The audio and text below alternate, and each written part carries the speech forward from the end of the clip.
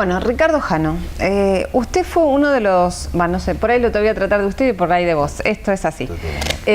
Fuiste uno de las víctimas directas de la inundación, te agarró en la calle, se puede decir. Contanos un poquito cómo fue esa experiencia y qué pensaste en esos momentos y después de pasados más de 20 días, qué se siente y qué se puede hacer frente a la tragedia que inundó La Plata. Bueno, yo pareciera que buscara las inundaciones. En el año 2008 yo vivo en Villa Elisa, me inundé y esta vez, como era el último día de fin de semana largo, por no entrar por la autovía 2, que suele haber 5 horas de congestión, entré por 520. Venía yo en mi auto y mi hija Florencia en un auto chico detrás. Llegamos a la intersección de 520 y 19 y bueno, empezó a haber agua, cada vez más agua. Los medios de comunicación informaban sobre las inundaciones en Capital. Nadie sabía y nadie había informado que había inundaciones en La Plata. Intento seguir por 520, me tengo que volver. De golpe pasa un camión, mi auto se para. Bueno, entonces, sin suponer que era tan grave, trato de que el auto de mi hija no se pare, vamos a una estación de servicio. Bueno, ahí empezó a subir el agua de manera tal que nunca más pude recuperar mi auto, o mejor dicho, recuperar el día siguiente, destruido totalmente. Y bueno, a las 8 de la noche la estación estaba con 30 centímetros de agua, a las 8:30, y llegamos a tener 60 o 70 centímetros de agua. Es decir, tuvimos 14 horas en esa situación.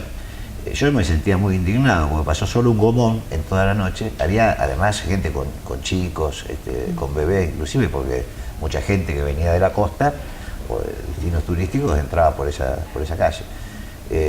No había nadie que advirtiera nada. Absolutamente nadie. Pero esto a las 4 de la mañana dijo voy a buscar un cieguito y vuelvo, nunca más volvió. Y aparte yo no podía entender honestamente cómo no se podía sacar a esa gente hacia lugares secos que nosotros veíamos de donde estábamos, y en una escuela, un club, donde qué sé yo, hubiese una pantalla de gas o algo para darle calor a los que estábamos ahí. Bueno, al día siguiente cuando vimos la naturaleza, la inmensidad de la catástrofe, bueno, ya pasó muy a segundo plano lo que me ha pasado personalmente. Obviamente no está bueno estar 14 horas mojado, pero al lado de lo que le pasó a la gente que perdió la vida y todas sus cosas, lo nuestro es un episodio menor. Pero bueno, lo que yo noté es que no había ningún plan de evacuación. O sea, si bien es cierto la catástrofe superó cualquier expectativa, me parece que el Estado no funcionó. O sea, no funcionó de la manera que debe haber funcionado en el momento. Y creo que tampoco funcionó bien después. Esta es mi lectura de lo que ocurrió en la inundación. Creo que el intendente nunca volvió de ese Twitter, nunca pudo volver, es decir... sí, del Twitter donde había dicho que estaba ayudando y en realidad no había vuelto todavía de un fin de semana largo en Río de Janeiro. Exactamente, una foto, no sé, de alguna otra inundación anterior, no sé, pero nunca se recuperó políticamente de eso. Y a mí me parece que el Estado falló en lo inmediato y falló en las primeras horas del día siguiente, porque en realidad cuando ocurre una catástrofe de esta naturaleza, quien conoce la dimensión y los lugares donde hay que asistir es justamente la municipalidad. Y no hubo una unidad de gestión entre el municipio, la provincia y la nación para coordinar todas las fuerzas de ayuda, que fueron muchas, o sea, tanto a nivel nacional, el ejército. Por eso me parece que hasta que se pudo armar algo, que yo pongo en cabeza de dos personas que creo que más allá de sus diferencias actuaron correctamente, que son Berni y Casal. El resto me parece a mí que tuvo muchísimas deficiencias en cuanto al abordaje del tema en el momento y en las horas posteriores. No estoy diciendo con esto que hubiese habido menos muertos, o no sé, la verdad es que no lo puedo asegurar, pero sí es cierto que no funcionó ningún protocolo de emergencia que uno viera una acción coordinada para sacar a la gente del lugar donde estaba. Ahora, y pasados más de 20 días, ha habido distintas medidas, digamos, desde lo político. Por un lado, la Gobernación dispuso un decreto de declaración de emergencia para ayudar con distintos subsidios a las víctimas directas de la inundación, y también en la Cámara de Diputados se conformó una comisión especial para deslindar responsabilidades. ¿Cómo ve que avanzan estos temas? Si hay alguna forma de reparación concreta y por un lado, y por otro lado, de alguna forma de prevención ante lo que evidentemente fue una tragedia que nadie previó y, como usted dice, no había ningún protocolo que garantizara cómo actuar frente a semejante inundación, ¿no? Bueno, yo creo que las respuestas fueron, hubo respuestas del Gobierno Nacional, vía del ANSES, los planes sociales, que fueron rápidas, bastante rápidas. Hubo respuestas por parte de la provincia en cuanto a créditos también, además de los créditos de Nación. Pero yo creo que todas estas respuestas son insuficientes. O sea, a mí me parece que hay en esta inundación una franja de ciudadanos que es muy típico de la ciudad de La Plata. Gente que tiene sueldos estatales razonablemente buenos, que en cuotas pueden comprar muchas cosas, que las perdieron todas y que es muy difícil que la puedan recuperar con crédito. Yo creo que el Estado debe auxiliar, en algunos casos con subsidios, porque por otra parte no se trata se trata de una reparación. En realidad la gravedad de la tragedia ocurre por la cantidad de milímetros que cayeron, pero también ocurre por falta de obras que debieran haberse hecho, que hoy mismo están en discusión si la municipalidad tenía recursos para hacerlo, si la provincia, si la nación envió los fondos, digamos.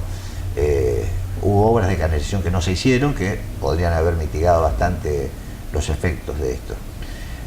La respuesta legislativa siempre es tardía, porque la verdad es que uno puede proponer desde la legislatura, y de hecho algunas cosas se han propuesto, pero uno no dispone. De hecho, es el Ejecutivo el que tiene que salir con las herramientas más eficaces, que para mí son subsidios. Las herramientas que corresponden en términos de reparación son subsidios. Sí, la legislatura generó una comisión que es investigadora, además de recibir inquietudes, de brindar responsabilidades, y por otra parte se generó también otra comisión que va a abordar la cuestión hacia adelante, es decir, protocolos de emergencia, que la Cámara se ponga en un trabajo de prevención de catástrofes de esta naturaleza o de otras que puedan ocurrir. Yo de hecho tenía un pedido de informe hecho hace exactamente un año cuando ocurrió esta tragedia, porque fue el tornado que asoló la zona oeste de Gran Buenos Aires, donde tampoco había un protocolo de emergencia y obviamente no fue tan abarcativo como este, ni tan feroz la situación. Bueno, en esa comisión, que además cuenta con recursos que son de la Cámara, yo creo que se puede hacer un buen trabajo para prevenir este tipo de situaciones, para generar un protocolo de emergencia, para hacer simulacros de evacuación, es decir, para que los bonaerenses tengamos de alguna manera alguna arma de defensa para prevenir situaciones de esta naturaleza, la actuación de defensa civil, bueno, cómo se hace en la emergencia para salir de la emergencia. Me parece que eso está bien, pero reitero, yo creo que la respuesta del Estado en general es insuficiente. A mí me parece que cuando hay 3 niveles del Estado y no coordinan los 3 niveles, termina no habiendo Estado, o un tironeo entre los distintos niveles sin dar una respuesta absolutamente satisfactoria. Esto creo que ocurrió antes, creo que ocurrió durante y creo que está ocurriendo después. Ahora, con respecto a estas comisiones de la Cámara de Diputados, ¿tienen un tiempo para pronunciarse? Porque también muchas veces en Argentina se crean comisiones que... Como decía Perón. Sí, totalmente, para que nada se resuelva, ¿no? Creamos una comisión y así. Bueno, hay una que tiene un tiempo de 60 días, que es la investigadora, no me acuerdo, no es exactamente investigadora, pero sí tiene este rol, que la componen los diputados de la Ciudad de La Plata, más algunos jefes de bloque. La otra no, pero la otra, a diferencia de esta primera, tiene recursos afectados, importantes recursos afectados. Me parece a mí que es un trabajo que hay que darse con seriedad y además con el tiempo que haga falta. Es decir, bueno, vamos a trabajar sobre prevención de catástrofes, hagamos lo que se debe hacer, no importa que nos lleve 6 meses, digamos, no es cuestión de ponerse a escribir rápidamente y salir del paso. Además prevé convocar universidades, o sea, creo que de ahí puede salir una cosa seria hacia adelante. La otra, la comisión investigadora, y honestamente yo creo que no tengo muchas esperanzas que deslinde responsabilidades más allá de las políticas que para mí ya están expuestas. También ha habido muchos dimes y diretes en torno a la cantidad real de muertos que ha habido en la inundación. La verdad que me parece un debate desagradable con dos posiciones desde mi punto de vista equivocadas. Los sectores del sionismo que quieren destituir a Arias, que dijo que había 12 muertos más y honestamente nunca aparecieron. La verdad que si hubiese 12 muertos que no se han encontrado, habría movilizaciones en las plazas de La Plata como ocurre en cualquier lado. O sea, yo honestamente no creo eso, o sea, no hay ninguna razón para que lo crea. También es cierto que hubo desprolijidades en la confección de la lista. Yo creo que Scioli lo hubiese resuelto bien diciendo que la lista era provisoria. O sea, no sé cuál era la urgencia de cerrar la lista de muertos, cuando en realidad pueden haber ocurrido cosas que efectivamente ocurrieron. Por ejemplo, que alguien haya hablado con un médico amigo y se haya hecho firmar como causa de la muerte un paro respiratorio, sí. Y bueno, y no aparecía en el listado de muertos por la inundación, y sí, efectivamente era un muerto por la inundación. Pero yo creo, honestamente creo que eso es una discusión mezquina y menor, honestamente, me parece que es así. Yo no digo que si son 55 o son 52 es lo mismo. Me refiero a que yo no veo con total honestidad una voluntad política de ocultamiento. No vi esa voluntad política de ocultamiento, mucho más porque la propia Comisión de Crisis estaba integrada, entre otros, por Berni, Casale, es decir, por los dos niveles del Estado. Después, bueno, se generó esta batalla judicial donde algunos legisladores le creen a un juez, otros a otro, y me parece que es un tema absolutamente secundario en el abordaje de la tragedia y en la resolución de tragedias como esta. Ahora, después de esto, ¿no? Sí. Que pasó hace tan poco tiempo, ¿cómo se reencausa la discusión política? Y te pregunto esto desde el radicalismo, ¿no? Que también tiene una situación interna compleja, donde, bueno, en la Cámara de Diputados hay, digamos, dos subbloques, se puede decir, del radicalismo. Algunos dicen que puede haber otro desprendimiento del bloque que lidera Caruso, tu opositor dentro de esta interna radical. Y por otro lado avanzan desde el radicalismo los diálogos, las conversaciones con el sector del FAP para formar un frente con el Frente Amplio Progresista en la provincia de Buenos Aires, teniendo en cuenta las próximas elecciones legislativas. ¿Cómo analizás ese escenario? Bueno, yo creo que en principio Caruso para mí formalmente está fuera del radicalismo. Si vos venís por cualquier ruta en la ciudad de La Plata o en la provincia vas a ver una gigantografía que dice estamos en el equipo de Mauricio, Gustavo Pose, con foto y todo, digamos, amarillo arriba y rojo abajo. O sea, claramente Pose y el posismo, entre ellos Caruso, han definido una estrategia electoral que no tiene nada que ver con lo que ordenó el partido en la Convención de la Barriga, que justamente planteó dos o tres cosas: la recuperación de la identidad partidaria, la búsqueda de acuerdos programáticos con fuerzas afines y la utilización de las PASO como herramienta para resolver estas cuestiones. Y además puso límites muy concretos en cuanto a las alianzas que podía propugnar el partido en la provincia de Buenos Aires. Nosotros venimos de una alianza que fue nefasta, no solo en términos electorales, sino fundamentalmente en términos políticos, como fue la alianza con De Narváez. La verdad es que lo que se suponía que era una suma electoral terminó no siendo una suma electoral, y además en términos políticos nos dejó pegados a un partido con una tradición con nuestros más y nuestros menos, de ciento y pico de años de historia, a una derecha amorfa que para mí representa De Narváez. Hay hoy límites en la convención para que nosotros no repitamos esa experiencia. De modo que lo que debe hacerse es respetarse la convención y generar ámbitos amplios con todas las representaciones del partido, con el FAP, con quienes sean las fuerzas que podamos confluir en una lista común, en un proyecto político común. Luego, la verdad que la convivencia de seguidores de Ricardo Alfonsín con seguidores de Pose en el mismo bloque, honestamente tendría que explicar ello. Para mí es francamente incomprensible. Ahora, hacer referencia al bloque liderado por Caruso en este momento. Ahora, hoy en día el alfonsinismo dentro del partido promueve esta alianza con el FAP, ¿no? Teniendo en cuenta esta coincidencia ideológica, se puede decir, o programática a lo largo de la historia, si bien fue el sector que en su momento se alió con De Narváez y después de ese desastre electoral volvieron al cauce natural, digamos. Ahora, ¿cómo imaginás esa posibilidad de frente? Porque también después hay que bajarlo a la realidad en el sentido de, bueno, ¿quién encabeza las listas? Uno piensa, Stolbizer y Alfonsín van a ir internas en las primarias para... ¿Es una posibilidad? Bueno, yo creo que no solo es una posibilidad, yo deseo que sea así, que haya una interna donde... a ver, la característica de esta elección, las PASO en sí mismas operan casi como si fuera una primera vuelta. Y de la manera que se está diseñando el escenario electoral, me parece a mí que un sector de la derecha peronista, junto con el macrismo, que desde mi punto de vista van a terminar todos juntos, más el gobierno, van a formar figura y contrafigura, es decir, va a ocurrir lo que ocurrió en gran medida sin existir las PASO todavía en el año 2009, donde De Narváez con 35 puntos, Kirchner 32 y, ¿cómo se llama lo nuestro? Bueno, el Acuerdo Cívico y Social, 23 puntos. Que la verdad que era una elección por tercios, ¿hasta cuándo? Hasta que empieza toda la maquinita a alentar a quien le podía ganar a Kirchner. Entonces, para mí las PASO funcionan como lo que se va a cristalizar luego en octubre. Es más, si el gobierno ganara, quien salga segundo va a ser tributario de muchos votos del tercero. Por esa razón, a mí me parece que es muy importante que la construcción sea rápida y además que la construcción permita el disenso mediante la formación de distintas listas y competir en las PASO.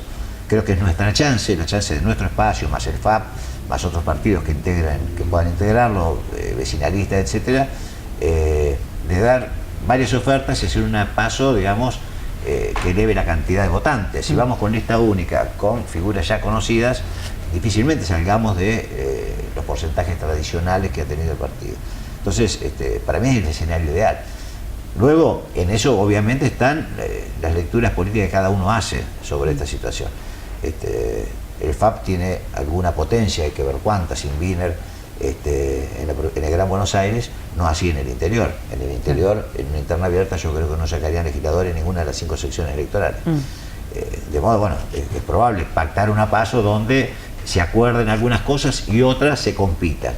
Pero para mí es imprescindible competir, porque de otra manera es muy difícil en este escenario político donde hay muchísimos recursos, fundamentalmente del lado de Narváez, Macri, todo este conglomerado, y obviamente el gobierno que también tiene recursos y tiene mensaje y tiene ese Ahora, de Narváez, ¿dónde lo ves jugando ahí? También con el... Yo creo que terminan con Macri todos. Que terminan todos juntos con Macri. Sí, yo creo que el diseño de la prédica de Pose, de Macri, es un modelo Capriles, es decir, hagamos una gran interna abierta a todos, inclusive nosotros, el radicalismo, el FAP, y bueno, y vayamos todos contra el gobierno. Una lectura binaria de la política que desde el punto de vista es perjudicial, no solamente porque nosotros no tenemos nada que ver con Macri, absolutamente nada que ver, me parece que aparte nos hace perder identidad. Además, puesto en términos prácticos, imagínate si fuéramos ese modelo y nos gana de Narváez la primaria. Claro. ¿A quién ponemos de segundo? Lo ponemos a Hipólito Yrigoyen y los radicales no nos votan igual. O sea que no hay ninguna razón para... Parece que los radicales no votan a de Narváez. No lo votaron antes ni lo van a votar en una eventualidad. El radical, digamos, la masa crítica radical, el votante tradicional nuestro repudió ese acuerdo, claramente repudió ese acuerdo. Entonces, me parece que nosotros podemos instalar un mensaje contra ese conglomerado que para mí termina junto, porque este es el modelo es la derecha peronista y no peronista, el macrismo, el de narvaísmo, que hoy para mí el de narvaísmo es una colectora de Scioli, van en busca de un triunfo como fue el triunfo del 2009. ¿Nosotros cómo nos vacunamos contra eso? Bueno, haciendo un discurso sobre la base de nuestro ideario, diferenciándonos con el gobierno en lo que debemos diferenciarnos y claramente diferenciándonos con la derecha. Si no, me parece que no tenemos electorado. A nosotros el kirchnerismo, el radicalismo, lo ha puesto en muchísimos problemas. Yo fui diputado nacional entre el 2003 y 2007.